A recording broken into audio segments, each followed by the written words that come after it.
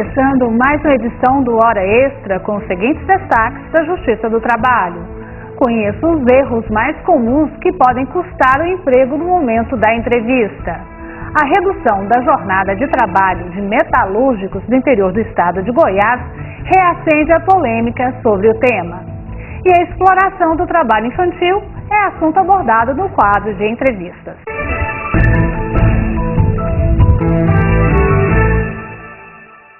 O sucesso obtido em uma entrevista de emprego pode depender de detalhes que fazem toda a diferença. Veja no Fique Sabendo.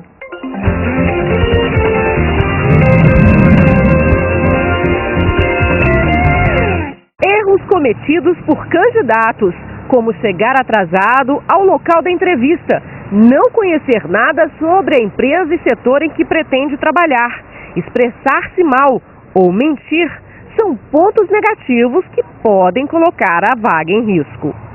Para a administradora de empresas Maria Célia Franklin Ferreira, a postura e a sinceridade também contam muito no momento da entrevista de emprego. Bem, a primeira coisa que a gente aconselha é seja você mesmo. Autenticidade. O que nós observamos nas pessoas é a maneira de comportamento delas, como ela se comporta no dia a dia. Se a gente começa a não responder diretamente às perguntas de quem está fazendo a entrevista, você não consegue ser objetivo, não consegue ser autêntico, não consegue fazer um parâmetro entre o que nós estamos buscando em você em relação àquela função. Portanto, autenticidade, não seja objetivo, não comece a imaginar situações as quais você não viveu. O que isso dá uma contradição em algumas informações e é isso que a gente checa. É isso que passa uma confiabilidade da pessoa em relação ao que ela sabe ou não sabe. Quando a pessoa vai para uma entrevista, nós aconselhamos, é interessante que ela se prepare. A gente não se prepara para sair para um evento.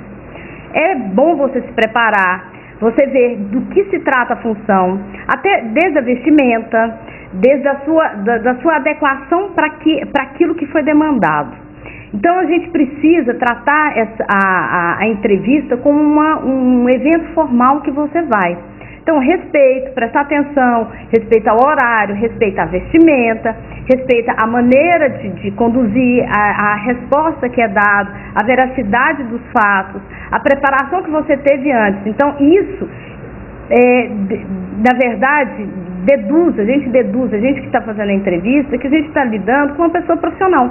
Os especialistas em recursos humanos afirmam que a aparência física e cuidados com o corpo podem ser indicativos de uma imagem positiva ou não. O comportamento também deve ser moderado e discreto, e é preciso estabelecer um contato visual sempre ao falar ou cumprimentar alguém. Na entrevista, ele precisa de ter uma postura, um marketing visual e ter conhecimento da empresa, principalmente, o que a empresa está querendo. Eu acho que tem que ter qualificação, né? Em primeiro lugar. Se ele tiver qualificação, ele já tem meio caminho andado. Eu acredito que o que pode comprometer para ele é falar coisa que não deve, né? Na hora da entrevista. Se vestir bem, falar bem, né? E não cometer gafe na hora da entrevista, né? Confira os 10 erros fatais na entrevista. Chegar atrasado, usar roupas informais, não conhecer a empresa ou setor em que está inserida, se expressar mal ou usar gírias, mentir sobre as qualificações no currículo, falar mal do emprego ou chefe anteriores, disputar espaço com o entrevistador, vangloriar-se de conquistas pessoais, não perguntar durante a entrevista, demonstrar desequilíbrio emocional. A consultora Maria Célia Franklin recomenda que o trabalhador precisa se preparar para uma entrevista de emprego. Agora a gente tem duas escolhas, ou fazer disso um fardo ou fazer disso um sucesso. Uma coisa interessante, um dia a dia prazeroso. A gente tem duas opções. Então, e é impressionante. A gente vê que a pessoa que faz o que faz com prazer no momento onde ela está, ela faz com muito melhor, ela é muito mais assertiva, ela tem um desenvolvimento maior, ela consegue chamar mais atenção, né? Então, assim, o que é você se identificar com a função, né? Que está sendo demandada. A gente trabalha, a gente vê, por exemplo, as pessoas falarem, não, qualquer coisa que tiver aí, eu quero. Qualquer coisa não é assim. Você é um ser único, um ser especial. Você tem que descobrir qual que é o seu talento, não é? E não é uma outra pessoa que vai fazer isso por você. E a gente tem que lembrar que a gente é especial. Não adianta se eu varro a rua, se eu sou uma faxineira, se eu sou um gerente de empresa, qualquer função. Eu sou um ser especial e tenho que fazer aquilo de maneira especial. Então, assim, se eu estou ali para catar arroz, eu tenho que estar concentrado para catar arroz. Se eu estou ali para gerenciar uma equipe de 3.000 pessoas, eu tenho que estar ali para gerenciar uma equipe de 3.000 pessoas. Todo mundo é necessário numa empresa. Trabalhadores defendem proposta de emenda constitucional que reduz a jornada de trabalho de 44 para 40 horas semanais. Os metalúrgicos de 2 cidades do interior goiano conseguiram, em negociação coletiva, reduzir suas jornadas de trabalho. Em Rio Verde, a jornada dos metalúrgicos passou de 44 para 40 horas semanais. E no município de Catalão, de 44 para 43 horas. Em ambos os casos, sem diminuição de salários. A conquista é fruto de debates calorosos. E não é de hoje. Há 15 anos, tramita no Congresso Nacional uma proposta de emenda constitucional que reduz a jornada de trabalho de 44 para 40 horas semanais. Segundo o DIEESE, 2,5 milhões de novos postos de trabalho seriam criados caso a emenda fosse aprovada. Para os sindicatos dos trabalhadores, a redução da jornada de trabalho traria também melhor qualidade de vida aos empregados. Nós temos uma luta histórica no Brasil e no mundo pela humanização das relações de trabalho. Sabemos que é de fundamental importância não só gerar mais novos empregos, mas ter qualidade de vida. É preciso que o povo trabalhador tenha condições para se qualificar, para ter tempo para o lazer, para o esporte e para a família. Nós temos aí uma possibilidade de distribuição econômica. Com a geração de novos empregos também gera-se mais rendas, ou seja, o trabalhador poderá também melhorar a sua produtividade. Uma vez motivado, uma vez qualificado, ele produzirá mais e a empresa ganha e toda a sociedade ganha. Já os empregadores veem com mais cautela a proposta de redução da jornada de trabalho.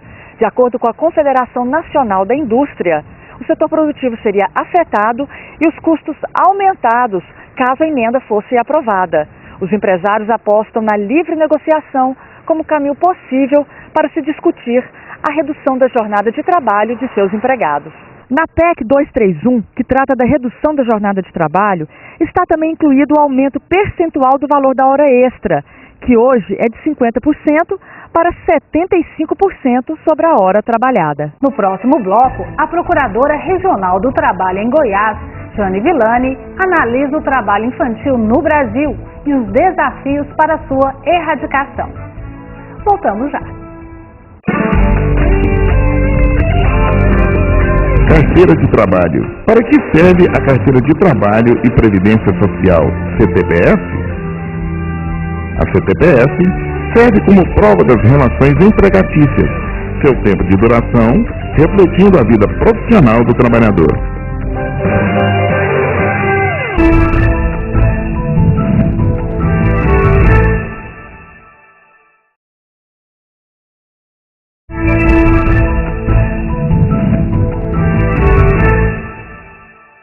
O trabalho infantil ainda é um problema grave no Brasil.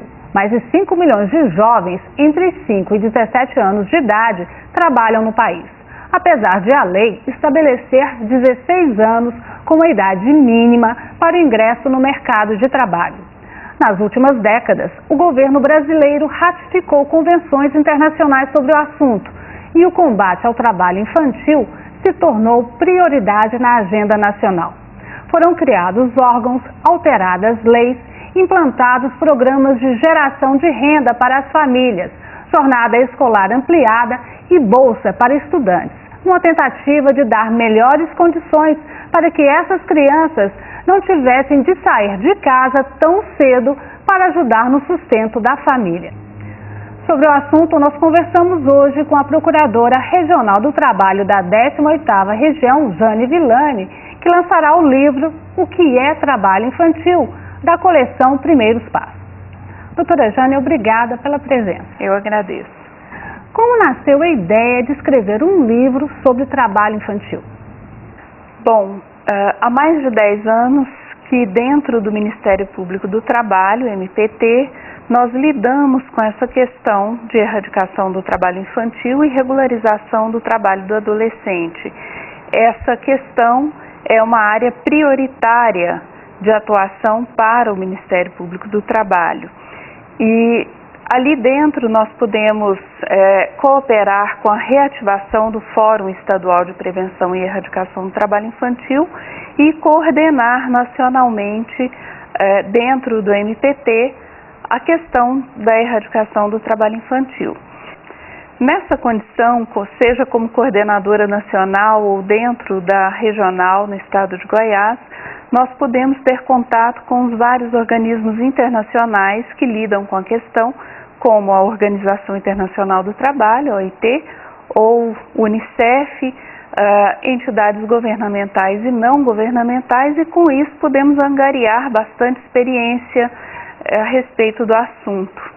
Quando foi proposta a edição de um livro pela editora Brasiliense, ela logo acatou a ideia de bom grado e nós pudemos sedimentar ali essa nossa experiência com a questão. Esse livro é voltado não só a estudantes de direito, mas também de ciências sociais, de educação, e ele tem uma linguagem bastante próxima do público, ou seja, ele pode servir como guia, inclusive para conselheiros tutelares e conselheiros de direito. Na sociedade brasileira, o que é mito sobre trabalho infantil? Bom, nós poderíamos enumerar vários, mas os principais deles são que a criança pobre deve trabalhar, diferente daquela criança proveniente de famílias mais abastadas, porque afinal de contas, se a sua família não consegue prover o seu sustento financeiro, a criança também deve se engajar num trabalho a fim de ajudar a sua família. Em primeiro lugar, se nós permitirmos o trabalho para as crianças pobres, essa falsa verdade, ela contém uma ideia altamente discriminatória. Por quê? A criança pobre trabalhando, ela fatalmente será prejudicada nos seus estudos, será prejudicada quanto à questão da frequência escolar e quanto à própria permanência na escola. Se ela não estuda satisfatoriamente, ela certamente vai se transformar num adolescente e num adulto que não terá condições de enfrentar o mercado de trabalho cada vez mais exigente e continuará nesse padrão de pobreza, criará os seus filhos nesse mesmo padrão. Em segundo lugar, o trabalho precoce não é aquilo que nós queremos para os nossos próprios filhos. De modo que a verdade é que nós temos que entender que se a família não consegue prover o seu próprio sustento, cabe ao Estado e não à criança fornecer esses elementos, seja de ascensão social, ascensão econômica, e não a criança. A criança deve ser resguardada no seu direito de ser criança, no seu direito de não trabalhar antes da idade mínima permitida por lei. A senhora sempre trabalhou no combate ao trabalho infantil no país. Como a senhora analisa o contexto brasileiro? Nós já conseguimos avançar nesse aspecto? Nós tivemos avanços, sem dúvida. De 1992, 1994, quando os organismos internacionais instalaram aqui os seus escritórios com programas específicos de combate ao trabalho infantil, quando foi criado o Fórum Nacional de Erradicação do Trabalho Infantil, e essa questão veio à tona, quando a mídia começou a incentivar o debate a respeito dessas questões, nós tivemos grandes avanços. As estatísticas são provas claras disso, os números são prova de que nós já tivemos avanços nesse sentido. Mas houve anos em que as estatísticas do IBGE comprovaram que tivemos um declínio do número de crianças que deixaram a condição de trabalho.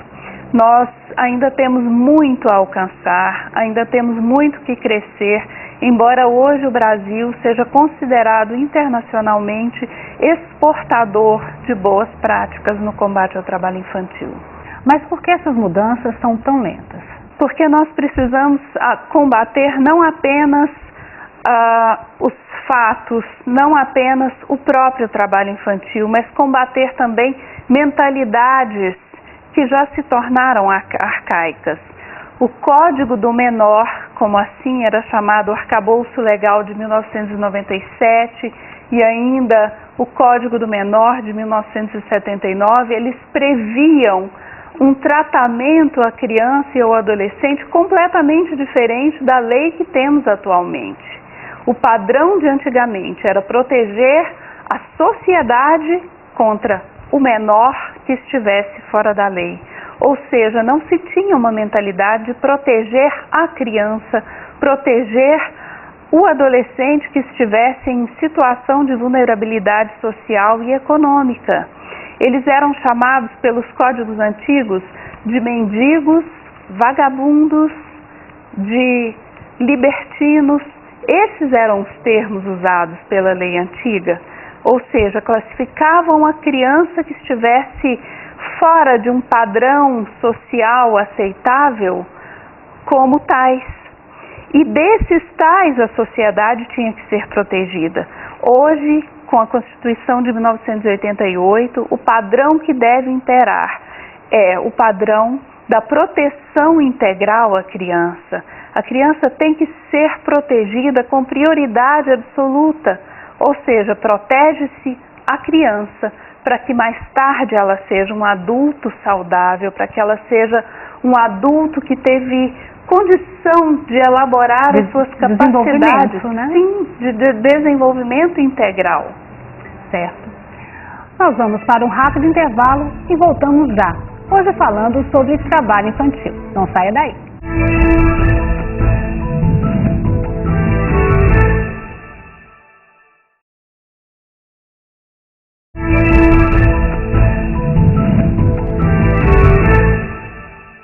Nós estamos de volta com o nosso quadro de entrevistas, hoje falando sobre trabalho infantil com a procuradora Jane Villani. Doutora Jane, o trabalho infantil é mais concentrado na cidade ou no campo? Nos dois lugares ele tem sido preocupante. No campo nós percebemos o trabalho infantil nas comunidades de pequenas produções, ou então nas situações em que os pais não têm onde deixar as suas crianças e acabam levando-as para o ambiente de trabalho. Sobre isso, tem nos preocupado o incremento do setor sucroalcooleiro no Brasil, em geral, mas especialmente no estado de Goiás, em que as situações de trabalho degradante, o chamado trabalho escravo, andam de mãos dadas com o trabalho infantil. Essa situação nos preocupa bastante. Também no meio urbano, ainda temos presenciado, não no setor formal da economia, mas no setor informal, ainda um grande número de meninos e meninas trabalhando, seja nos semáforos, vendendo pequenos objetos, seja nas feiras livres, e essa é uma situação preocupante, às vezes crianças de 10, 12 anos, empurrando carrinhos como feirantes. Essa é uma situação também preocupante. E o trabalho doméstico, isso ainda persiste? Sobre o trabalho doméstico, nós inclusive temos uma grande novidade. O Brasil ratificou a Convenção Internacional de número 182 da Organização Internacional do Trabalho a respeito das piores formas de trabalho infantil.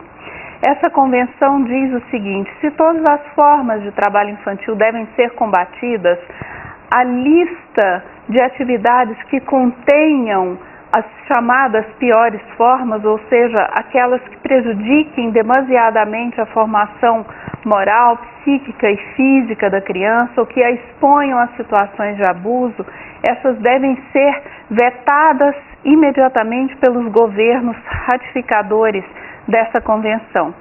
E dentro dessa lista de piores formas, o Brasil incluiu recentemente, no ano passado, o trabalho doméstico como sendo uma das piores formas de trabalho infantil. Isso tem consequências. Antes dos 18 anos não é permitido o trabalho se ele está previsto como uma dessas piores formas. Ou seja, no Brasil passou-se a ser proibido o trabalho de meninas, digo meninas porque elas são 98% dos casos, antes dos 18 anos. O trabalho infantil doméstico, ele expõe a criança a perigos de toda sorte, seja de queimaduras, de cortes, seja de abusos morais, abusos físicos em geral e agressões sexuais. Bom, o adolescente pode começar a trabalhar a partir de que idade?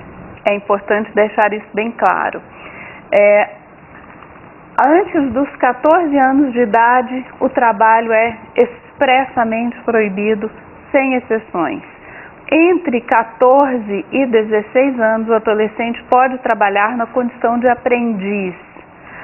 Entre 16 e 18 anos de idade, são vedados apenas o trabalho noturno, insalubre, perigoso ou que de qualquer outra forma venha prejudicar essa formação física, psíquica e moral do adolescente. Quando nós dizemos pode trabalhar na condição de aprendiz a partir dos 14 anos, existe uma lei específica a respeito do contrato de aprendizagem no Brasil, a Lei 10.097, e ela prevê requisitos de formação profissional para aquele adolescente. Então, não é um trabalho que a priori tenha por objetivo a geração de renda. Não, ele é um trabalho que permite a formação profissional para uma adequada inserção no mercado de trabalho. Bom, trabalho infantil ainda é uma realidade. Faltam leis mais severas ou faltam compromissos de quem pode agir para resolver esse problema? Eu não diria que faltam leis mais severas. Nós já temos um dos arcabouços legais mais desenvolvidos do mundo. As nossas leis são suficientemente adequadas para que alcancemos aquele patamar desejado de desenvolvimento.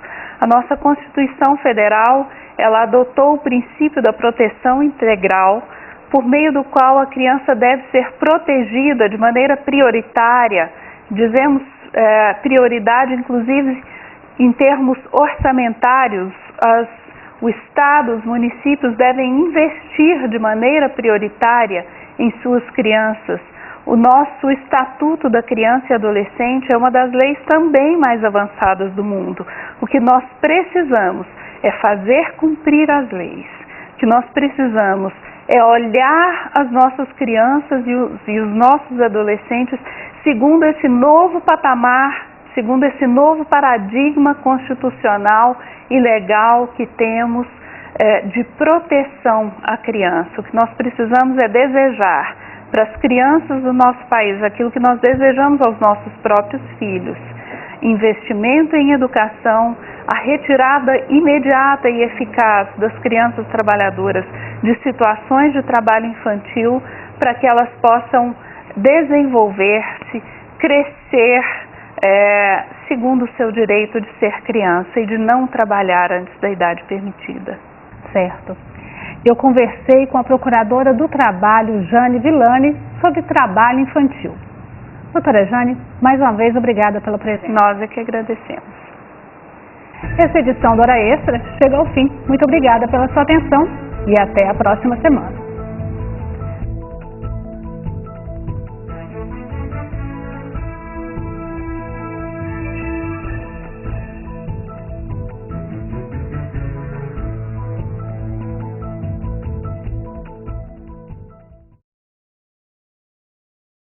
No Hora Extra desta semana, você confere os seguintes destaques. Conheça os erros mais comuns que podem custar o emprego no momento da entrevista. A redução da jornada de trabalho de metalúrgicos do interior goiano reacende a polêmica sobre o tema. E no bloco de entrevistas, a Procuradora Regional do Trabalho em Goiás, Jane Villani, analisa o trabalho infantil no Brasil e os desafios para sua erradicação. Não perca!